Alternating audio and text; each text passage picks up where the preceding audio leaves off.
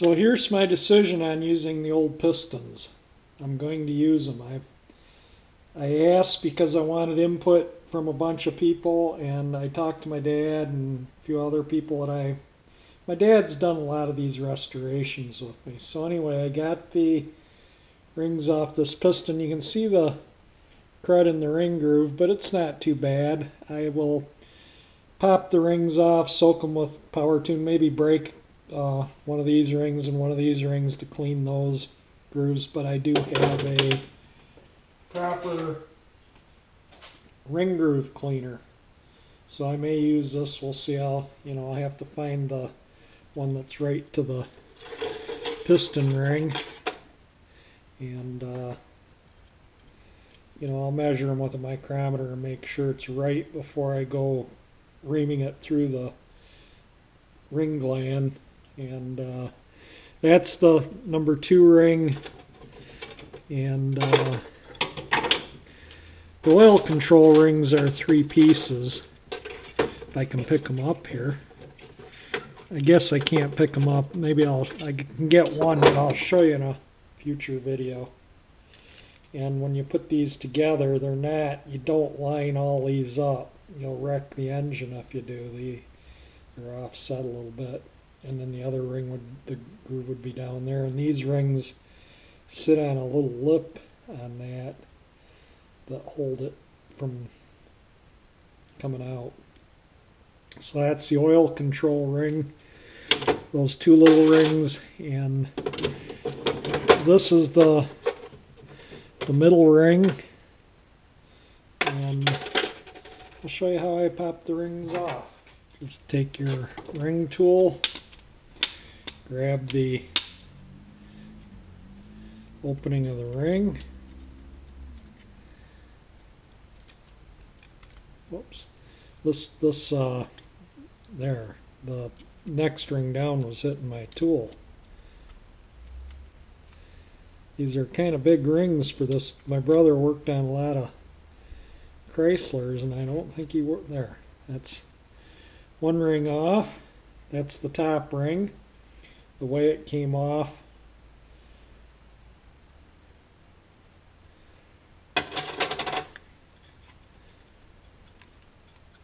And I'm not going to show you how to re-ring every piston on the engine.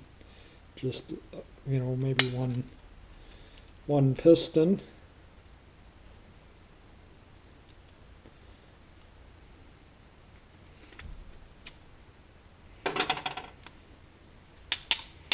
Then I got to find the little.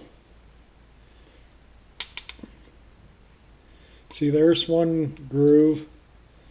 And the other one I just saw on the bottom right there. There's the bottom groove and the top groove, and then the joint for the ring is probably, I don't know, somewhere else on the piston. It's not between those that I can see. So let me see if I can get this oil control ring. I just kind of pull it out of the groove, and then because these rings are fairly flimsy, and I can just work it off the piston like so.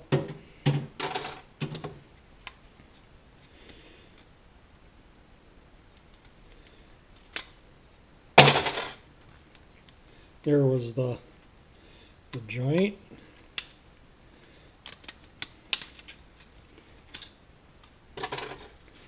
That's how you de-ring a piston. And then I can spray the power tune in the gap and start cleaning it with the ring groove cleaner. And I want to clean all the pistons inside there too. You can see I got a lot of pistons just soaking in the solvent. Those are not de-ringed yet. I'm going to go around and de-ring them all, and then I'm going to start cleaning the grooves and whatnot. So I just kind of wanted to show what I was doing with the pistons. I will show you how I clean the pistons in a future video as I work on them, but this stuff here really cleans the carbon out. It saves a lot of scraping and a lot of work, so I'll remove all the rings, and then I'll just spray them like this a couple times a day for a couple of days, just kind of where the crud is, and then I'll use a broken ring or the ring compressor. You can see this groove here is almost totally clean from this stuff. I've just been spraying it in the ring lands, so we'll get these cleaned up so I can re-ring them. I gotta fit the rings to the bores. I'll do some video on how I do that too. That'll be up in a future video too. So the ring end gap is 10 to 20 thousandths, and that's a 14 thousandths feeler gauge, and it just fits kind of nice in there. And I can move this ring around other cylinders, or you know, if I'll probably do all 8 top rings, then all 8 center, and then all 8 oiled up. The top ring and the center ring, I think, are the specs are alright. The ring end gap between this ring and the other ring, the 2 compression rings, is 10 to 20 thousandths, and the oil control ring is for the 352 is 15 to 66 thousandths. And then it also gives me the ring gap between the piston and the ring, which I'll check when I get to that. Once I have the piston groove all cleaned up and the piston ring is on the piston, then I will check the gap between the piston ring and the piston, and that is spec is 2 to 4 thousandths with a maximum of 6 thousandths. So that has to be cleaned up and on the piston though. I just thought I'd add this. I got these. These are right and left. This is the right one. Does it say on there? It says the part number is 90354, right.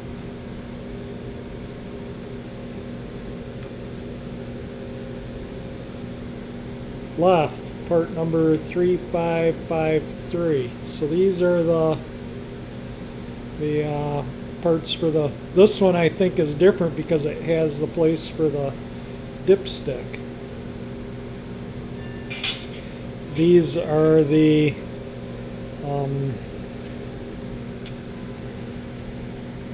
that is what it is. So these will replace these. As you remember, these were kind of disintegrating when I took them off, and I want the correct heat shields on there. You know, the gaskets that come with the kit I probably won't use. I'll just, because this is all that was on them when I took it apart, and often gaskets just cause exhaust leaks, so that's why I don't use them. Usually it's manifold the head, no gasket, or something like this. And this is going to be, you know, the part that it acts as a gasket. I got to clean the manifolds up. They're going to go in the bead blast cabinet, and then that'll look nice once these are on. That's a furnace you can hear in the background, but I got these press-in nipple for the intake manifold. I got a couple of them, so if I screw one up trying to put it in, I got another one. And then I got this threaded one that's, if you know, if I have to tap it, if you know I can't make one of these press-in ones work correctly, I got this one just on the chance. You can see it has a hex for an Allen wrench in there, just on the chance that this doesn't work out. I also got a transmission overhaul kit. That's all the seals and gaskets for the main part of the transmission. And then these are the clutches and whatnot. I accidentally tore the plastic and things kind of moved around in there, but you can see the torque converter seal, tail set shaft seal, all the good stuff that you need. So we got an overhaul kit if necessary. I also got new engine mounts. You know, I mean, why not change them while the engine's out there? Weren't that expensive. Got a new radiator cap too. It's a, get the camera around right here. It's a Motorcraft. It is a lot of these caps that I found said made in Mexico on it, and the original one was not made in Mexico, so it was a little bit of hunting to find an older one of the vintage of the car. It didn't have that written on it. One more note, the rod bearings were missing from the engine kit, so I received them today. I called them up, and a lot of people ask me, why did I order the pistons if I'm not going to use them? The pistons came with the engine kit. I didn't really plan on ordering pistons, but the price of the kit with the pistons was no different than the price of the kit without. So I just got the kit with the pistons. I figured, I could always horse trade them, or if I did need them, I'd have them, but I did not specifically order the pistons with the engine kit. Well, that's it for this video. I just wanted to kind of go over, what I'm doing here, and I'll do a little more in depth as I get into fitting the rings and ringing up the pistons and whatnot, and I'll do a little bit more on cleaning the pistons. I just kind of wanted to give everyone the heads up. I am going to use the old pistons and clean them up, and I just wanted to show some of the parts I've been getting in for the car, and as I get more parts, I'll show them in the videos.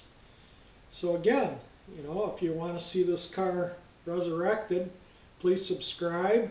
If you like the video, hit the like button, and thank you for watching.